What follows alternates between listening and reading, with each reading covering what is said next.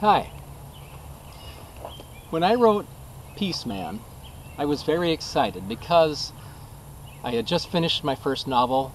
I felt successful, and I thought, if the publisher sells a lot of these copies, they're going to want a second book, so I better hurry up and write another book. So I hurried up and I wrote Peace Man. Now, This Isn't Normal was a time travel story of a teenage girl, so I decided to continue that story and make her a secondary character about a 19-year-old boy in college. And I wanted to write a story that was similar to the first one. I thought, I've written a story about a girl, I should write a story about a boy.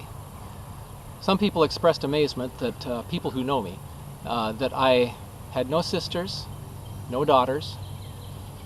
Even my mom and dad had no sisters. My mom was the only woman in my whole family, and they said that you could have no sisters and no daughters and still write a book about a girl. Well, I credit that to my wife. I married a very articulate young woman when I was 23, and I learned a lot about how girls think and feel. And a couple of women have said, how did you know how girls feel? So I credit my wife for that. And so I decided to write a story about a boy. And in the first book, I wrote about how times have changed. That's why I wrote a time travel novel. I wanted to show a young person what the world was like, because I thought if we told them, they probably won't believe it. And of course, they don't have to believe a fiction book either. But I tried to make it authentic enough to make it convincing. And I think it went very well. So I wrote a book about a boy on a college campus, and the girl, Carla, from the first book, is a freshman the year that he's a sophomore. And they run into each other. They are introduced through a common friend. His roommate, to whom he confided that he had had a really weird experience and felt like he was in 1972, had shaken him up. And so this friend knew about Carla and carefully introduced them. Now, the problem with the book when I first wrote it was that I was so empathetic toward what the world calls free love. They called it free love in the late 60s and early 70s. It's basically free sex or cheap sex. It was cheap back then. You took a girl out on a date and you tried to get a chance to have sex with her. Now, I learned it while I was writing Peace Man that there's not even the date. There's just what they call hookups. And I was aware of how damaging that was to girls. And because I didn't have any sisters or daughters, girls were precious to me, and I valued them very highly. You value more of what you don't have. So when I went to write Peace Man, I wrote the story, and I realized at the end of the book that I didn't like the main character, Jason. And I realized the reason that I didn't like him was that he had just, all he learned was just that he shouldn't treat girls the way he did, that he was damaging them. And I realized nobody's going to want to read a story about a character that the author himself doesn't even like. So I went over it and I got to thinking about what I went through as a teenager. I had a very strong Christian foundation, so I never messed around as a teenager. However, I imagined doing it a lot. It's those hormones hit you and your thoughts go in that direction, and it's quite a struggle to keep your thoughts pure. And I remember in junior high, I had heard of some sexual activity going on among my peers of 8th grade. And my first thought was, gee whiz, once you've done that, a pretty face won't be enough anymore. A kiss won't be the end game anymore. A hug and a kiss won't be the end game anymore. You're going to want her whole body. You won't be satisfied with seeing her face. And so, anyway, as I got into high school and I'd imagined things and fantasized, I realized at one point that in my mind, I had come to that point. Every girl I liked, well, maybe not every girl, but most girls I liked that I was really interested in, I had imagined things with them. I'd imagined them without the clothes on.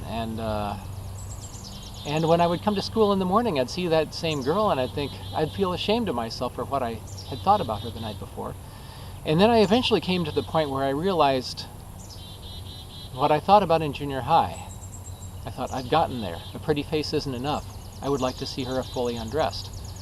And of course, some would argue, well, that's natural. And yes, that is natural, but again, I come back around to look at what it's done.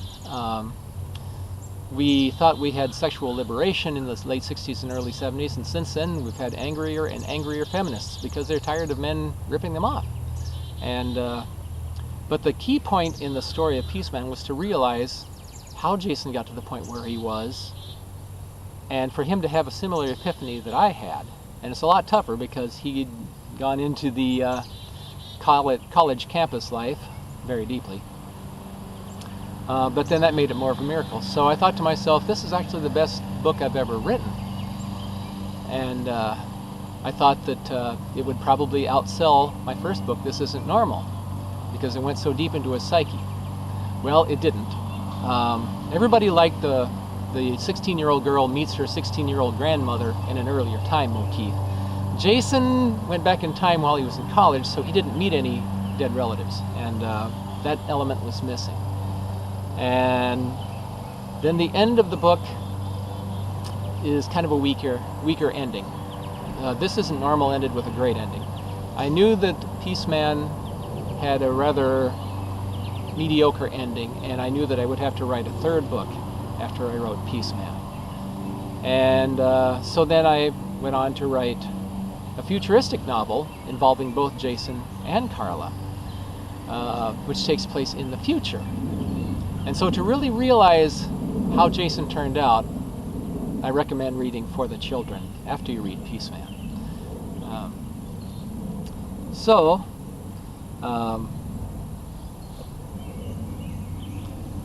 This is a book that I wrote under somewhat of a disadvantaged situation. But it is a good book. It goes very deeply into the male psyche, and I think it's a very helpful book. But on top of all that, I had the same kind of fun with it that I did with This Isn't Normal. They were obsolete technologies. You know, and This Isn't Normal, Carla turns on a vacuum tube radio and wonders why it isn't coming on right away, and cranks the volume, and then when the vacuum tubes warm up, it blasts her and startles her. Well, Jason goes into a campus dorm room in 1972, and there's this brother in the room where his girlfriend should be in, and he's grooving on the sounds of his 4-channel sound system. Nobody hears about 4-channel anymore, but in the early 70s, audio engineers came up with something that would improve on stereo. Instead of 2 channels and 2 speakers, there were 4 channels and 4 speakers. And it was going to be twice as good as stereo. And it did sound better in a lot of ways, but it never became popular. It wasn't practical. So when Jason sees it, he says, "Oh, is this surround sound?" And the brother in the room says, No, this is 4-channel. You may have heard it called quadraphonic. And as I'm referring to him as brother, you know, I'm talking about a black student. I don't identify the race of anybody in my books, but by my description of how they act and how they look, or maybe to say he brushed over his cornrows and he played basketball, you might guess that he's black. But I don't make a big deal of race. The people in my book that are black are all positive role models. So it really doesn't matter. But I wanted to be inclusive as well. So anyway, but there's a lot of fun, a lot of technological fun. They all, well, not all. The first 2 books are a lot like Back to the Future, and they're a fun read. So I hope you look at Peaceman. I hope you buy it or borrow it. I hope you enjoy it. And again, I say if you do, I highly recommend reading For the Children afterward. Thank you so much.